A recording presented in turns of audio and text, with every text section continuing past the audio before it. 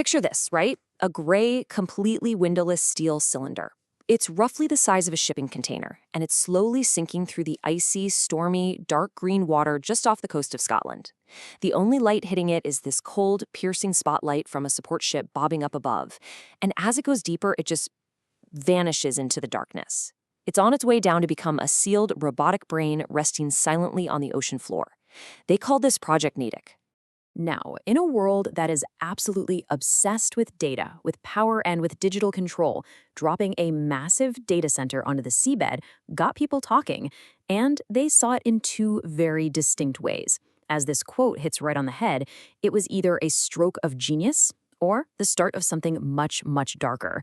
So today, in this explainer, we are diving deep. We're investigating the frankly unbelievable engineering, the intense geopolitical paranoia, and the ultimate surprising reality of Microsoft's hidden underwater cloud. Section 1. Mystery in the Deep. 36. That is how many meters down into the darkness this capsule was placed. That's about 117 feet straight down below the crashing waves of the Orkney Islands.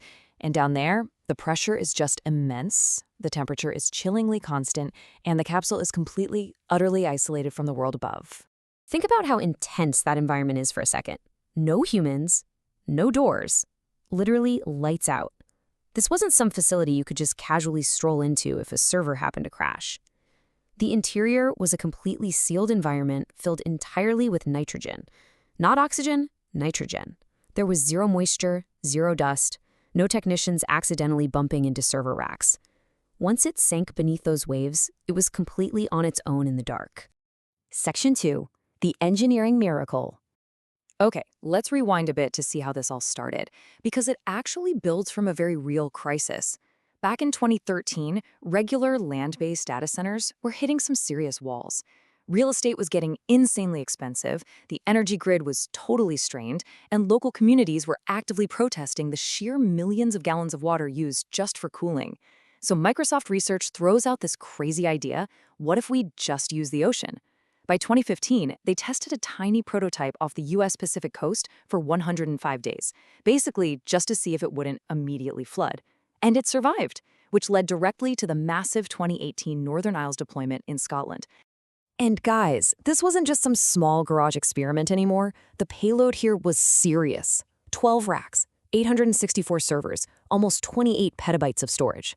To actually pull this off, Microsoft teamed up with Naval Group, that's a French defense contractor that literally builds military submarines.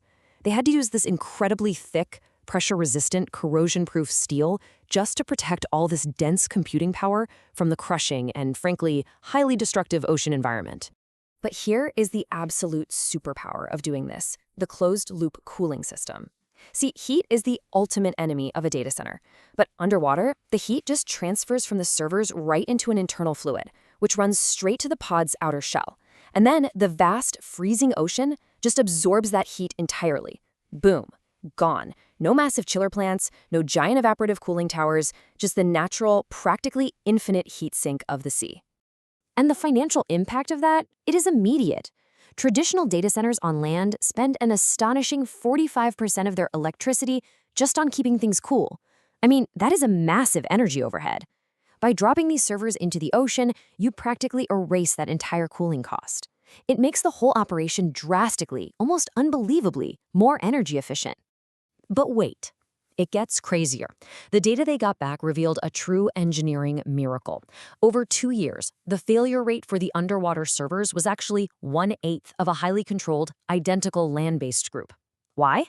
Well, because there were no humans walking around causing microvibrations, no oxygen inside to cause corrosion, and it sat in perfectly stable cold temperatures.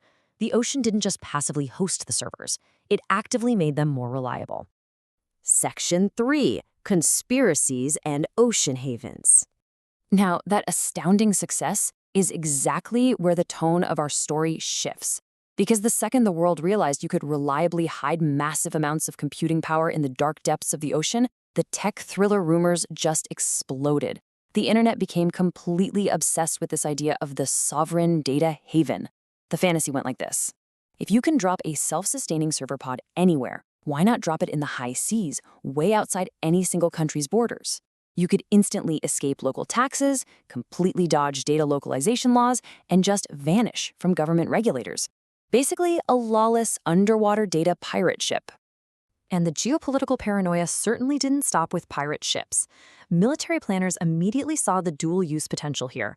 While Project Natick itself was running completely standard, boring cloud computing tasks, the architecture, a sealed, robust, lights-out computer sitting on the seafloor, is an absolute dream for the military.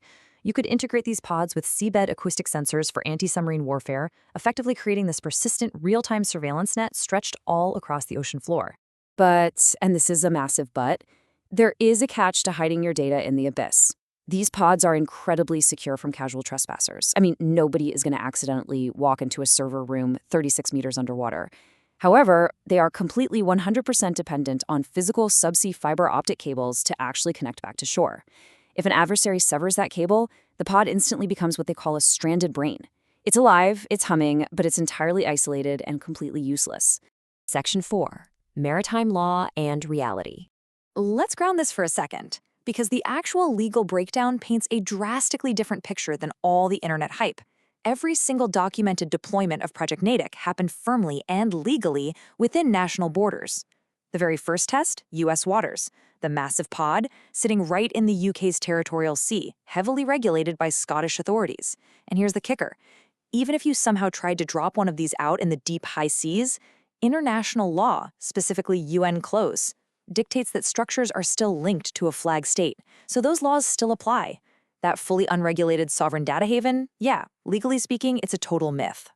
And what about the whole green tech halo around this? Now, Microsoft heavily promoted the fact that zero fresh water was used, which is true, and the pods even became these cool artificial reefs covered in algae and barnacles. But environmental critics rightfully hit the brakes here. They point out that it's one thing to drop a single pod into a roaring, freezing Scottish current, but what on earth happens if you dump 500 of these things into a calm, shallow bay? The cumulative heat, the potential for chemical leaks, the massive installation noise, these are all very valid environmental realities that we still do not fully understand. Section 5. Breaking the hype.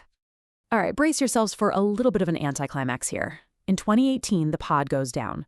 In 2020, they pull it back up, covered in all that sea life, and they analyze the incredibly successful data. And then, in 2024, Microsoft quietly, almost silently, officially shelved Project Natick as a commercial product.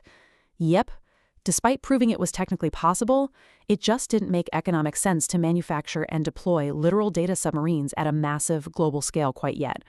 So Natick wasn't a Bond villain lair after all. Analysts actually call this regulatory learning. It was just an extreme, highly constrained test lab.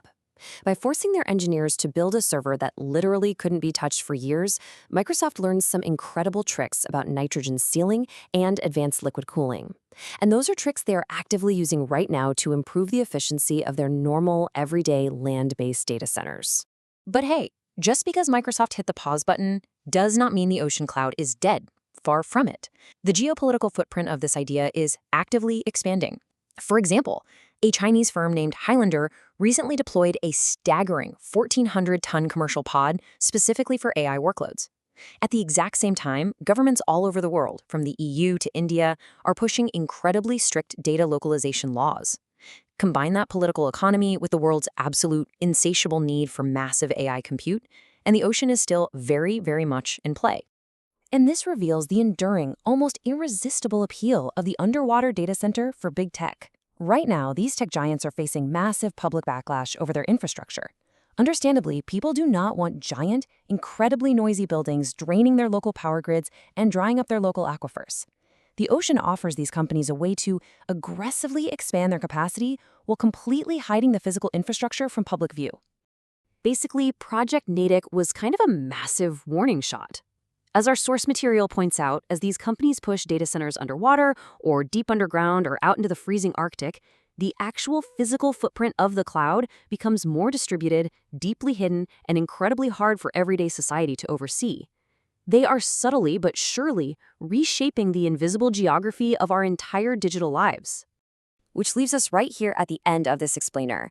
As we picture that barnacle-covered steel pod being hoisted up out of the dark water one last time, we have to realize that this core technology isn't going anywhere. The real question isn't whether the ocean will host our data, it's whether our laws, our knowledge, and our ethics can possibly keep up when it finally does. If you want to deep dive into another hidden layer of the internet's infrastructure, let me know in the comments. Thanks for hanging out, and I'll catch you next time.